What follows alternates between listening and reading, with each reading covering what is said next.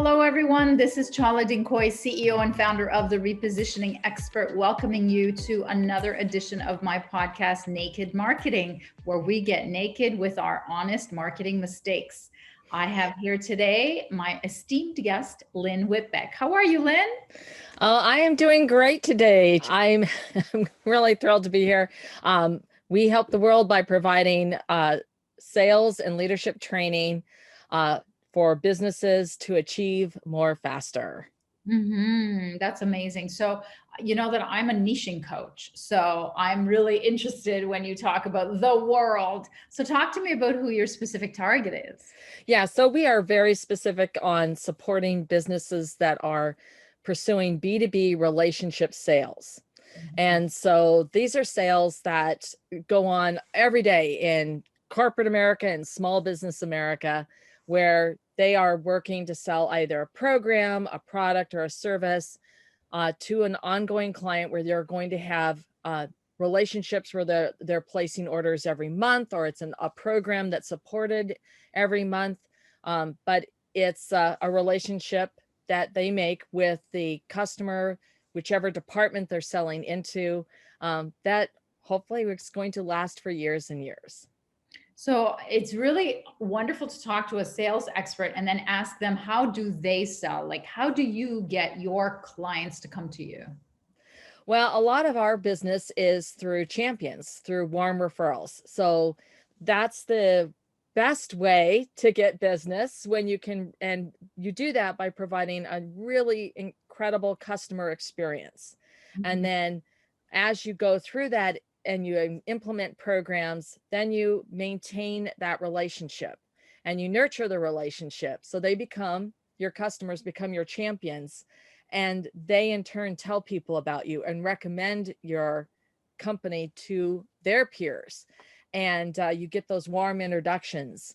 And that is the fastest, most effective way to make a sale. The other way is to sell to your customers that you already have.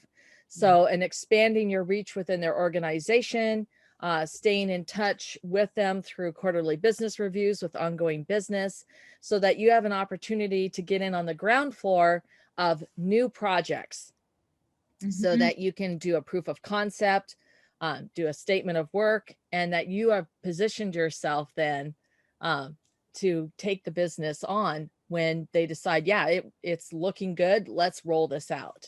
That's amazing. It's amazing when you have that kind of traction already. But let's say, and a lot of people hire me when they don't have enough referrals or they don't have enough cross selling, then what do you do? Yeah, so the first thing you really need to do is start with mapping your customer journey. So you're really aware of what's going on right now, where customers are coming in. There's a spark at some point. Where is that spark? And are you really targeting your ideal client? Or, to your point, that niche, where are you selling into that niche? And, I know that for us specifically, we really target those small businesses from 50 to 2,000 headcount, who are specifically in B2B relationship sales. So, when we are doing that type of lead magnet work, I mean, that's where we're looking to attract those people. And then all the way through that customer journey, where are you demonstrating your worthy intent, that you are really interested in them, their world, their problems, their motivations? How do you demonstrate that? How do you demonstrate value and deliver that, so that you can develop a relationship? And then as you go through all of those steps, the normal sales steps to building rapport, getting to that point where they've determined that, yes, they need, they got to have your product or service, so you can get to the decision, and then you start to roll the program out. And how do you do that? Is it outreach or is it passive content? I mean, this is a marketing show, so lift the curtain for us and tell us how you do it. There is a lot of different ways that you can go about attracting your ideal client. So, but the first thing is to really recognize who is that ideal client? What are the the 5 things that they have to answer yes to for them to be an ideal client. And then where do they live, and how are you, and work, and how are you going to find them? And I don't mean live physically like where they have their house. I mean where they live when they're interacting with either social media, if they're interacting with other customers, or they, now that we're going to go back to having trade shows and conferences, where are the places that you're most likely to meet them? And those strategies, of course, were all tested during this last year.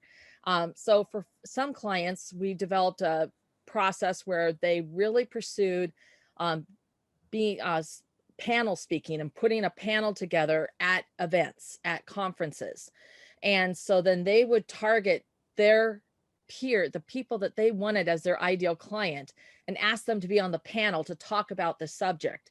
And through that experience, first of all, we're leveraging their thought leadership, putting them on the panel, but organizing all that meant a lot of interaction with their customer and with the, because we always have someone on the panel who is an existing customer, but we also have the ideal client, the target customers. And that's one strategy, right? So there's a lot of different strategies. I do a lot of guest podcasts. And that's a very effective strategy for me. I get to share some tips, some wisdoms on niche topics.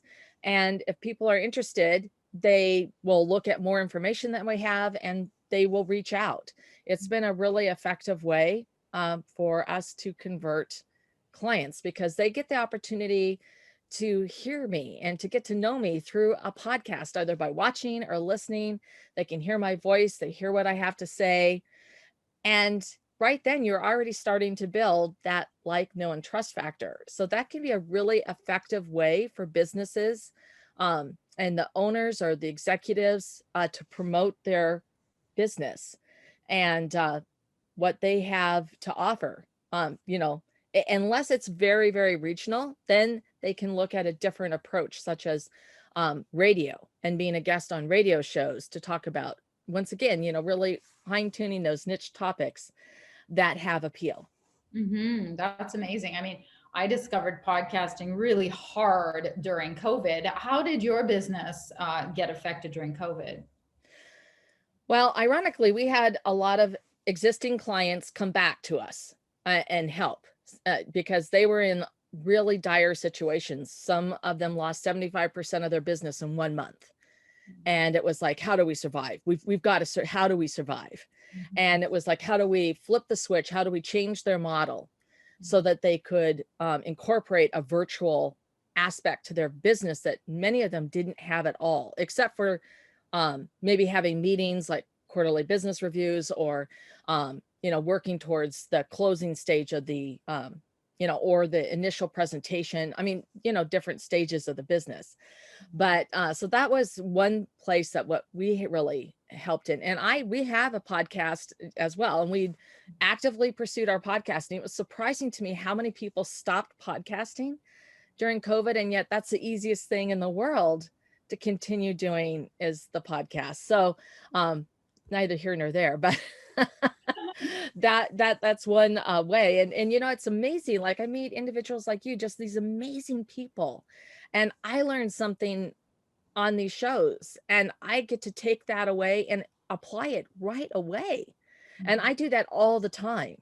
And it's just part of adopting a growth mindset and that opportunity. So COVID was definitely a challenge, but it's that opportunity to look at that challenge and to think differently.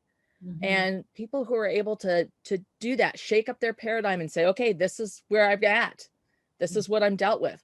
How do we make this work? Exactly. And you've obviously made it work. So good for you.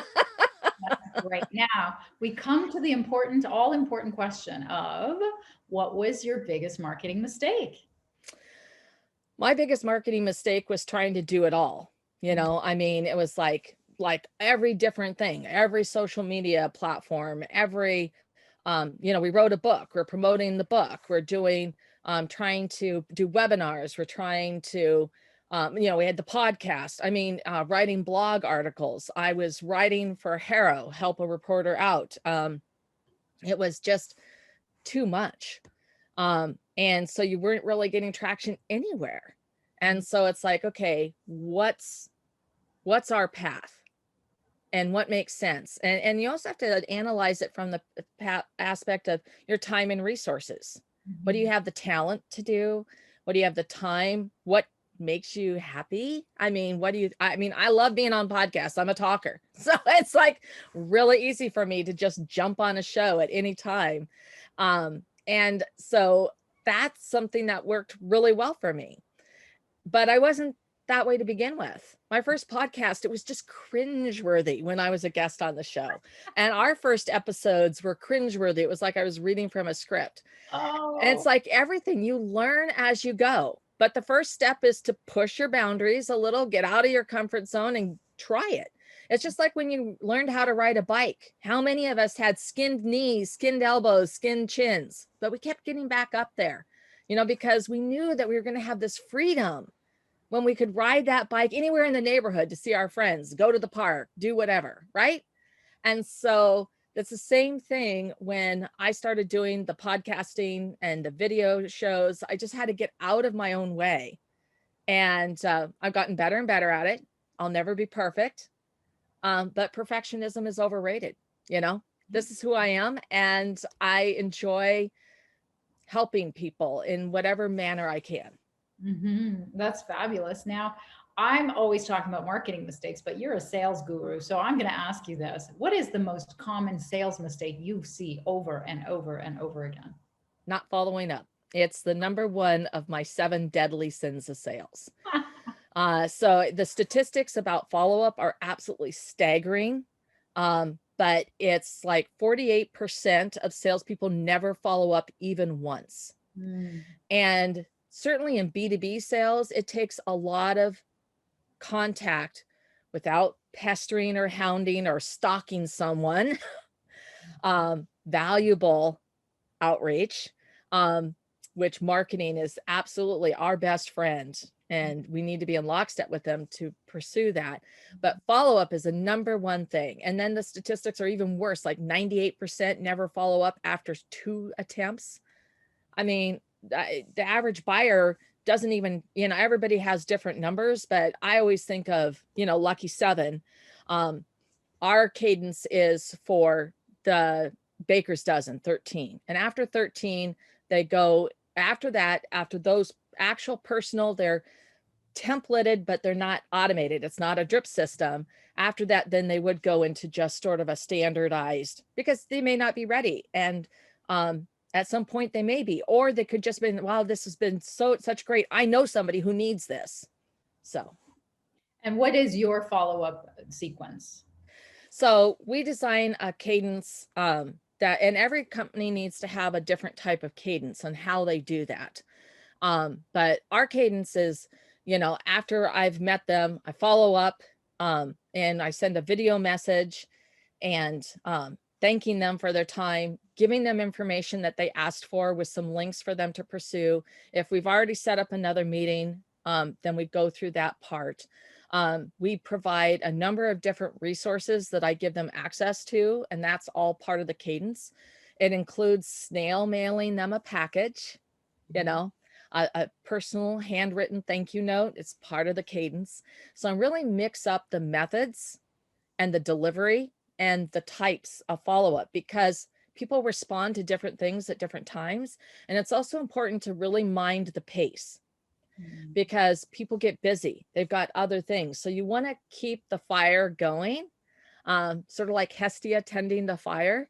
But at the same time, you don't want to come across like just this just giant deluge, because that's going to turn people off and they will feel hunted or stalked and they just get mad. And so you have to really think about that and that cadence, and then reach out in a number of different ways. And sometimes it's a personal touch that has nothing whatsoever to do with a sales call. You learn that I learned that one client really loved The Mandalorian. It was just couldn't wait for the next episode. And so as it was in the fall, I sent him a box with Mandalorian tea by the Republic of Tea and just said, it's that time of year. to have a cup of tea and just sit back maybe and enjoy a cup of tea and a book, and that's what I did. And he was just like blown away that I had picked up that he liked The Mandalorian. Now, he wasn't a tea drinker, but his wife was, so it all worked out in the end. But it was the thought behind it. And I wasn't asking for anything. It was just like, I know that I thought this would be sort of fun for you. So while you're waiting for the next episode, or when you're watching, kick back and enjoy this herbal, I think I got them an herbal and then a caffeinated. They had a couple different versions, but it was like, I just sort of searched for Mandalorian merchandise. Very clever. Now, what would you say is your percentage of conversion, like of your business? What percentage is from follow-up?